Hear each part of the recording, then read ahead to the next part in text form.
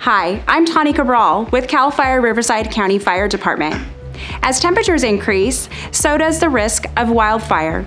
Every year, wildfire ravages thousands of acres in California. Today, I'm joined by CAL FIRE Battalion Chief Tim Chavez, who is a fire behavior and weather specialist. Hi, Chief Chavez. Thank you for joining us today. Hi, Tawny. Can you talk to us about how the weather impacts potential wildfire conditions?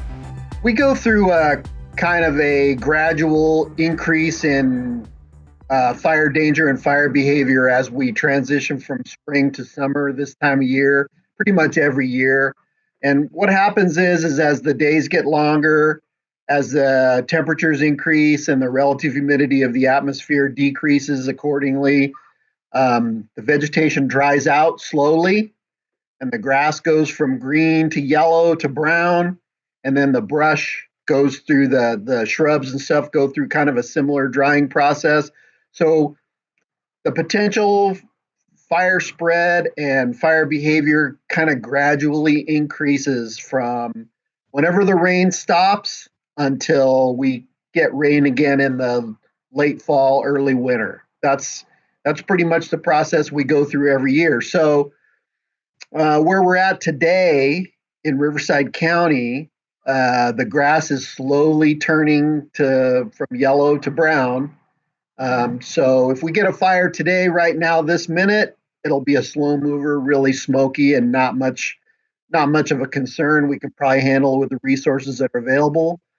But as the days go on, we get to June, July, and August. That's kind of the heart of our fire season in Riverside County. That's when fires get big. Usually we can pick them up in a day or two. And then when we transition into the fall, September, October, November, we have the added element of wind. And that's when our fires usually get big and are really difficult to control. Now, what can homeowners do to prepare their property for the threat of wildfire? So to me, we always advise people that they need to take care of their vegetation conditions around their houses. We recommend, the different zones so that people have 100 feet plus around their structures, that you sweep away all the leaves and dead branches off of your roof, and bare mineral soil around your structure so that fires can't creep around. But one of the things I really noticed on the campfire, and that was the fire that caused multiple fatalities in Butte County a couple of years ago, was building construction really matters when the winds are really blowing strong. The thing that lights houses on fire is not direct flame contact usually. What lights houses on fire is embers. And if you saw any of the videos of people fleeing for their lives on that campfire, what you saw was endless showers of embers just everywhere, all the time, sweeping around, blowing around. Those things get underneath, different elements of your building construction, and your house is doomed. So to me, a good investment is to harden your structure.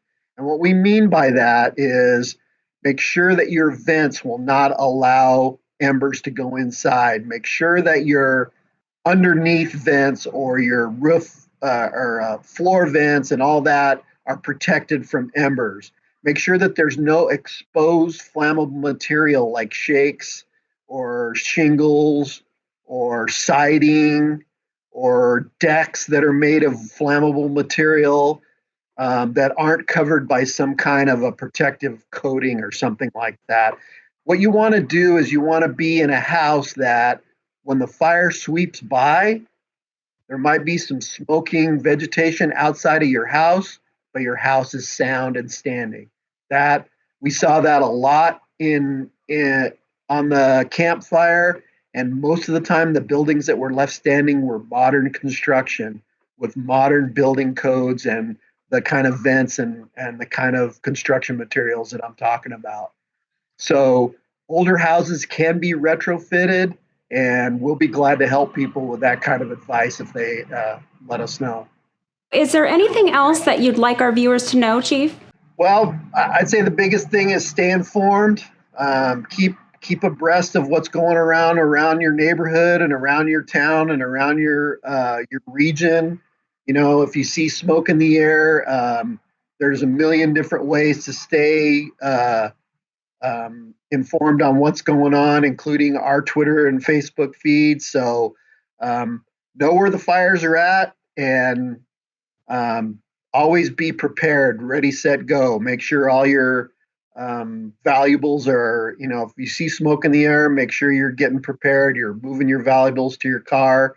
You know where your family members are at. You're in contact with them, because all those kind of things turned out to be really critical during these big fires the last few years, where we had multiple fatalities as people waited too long to leave.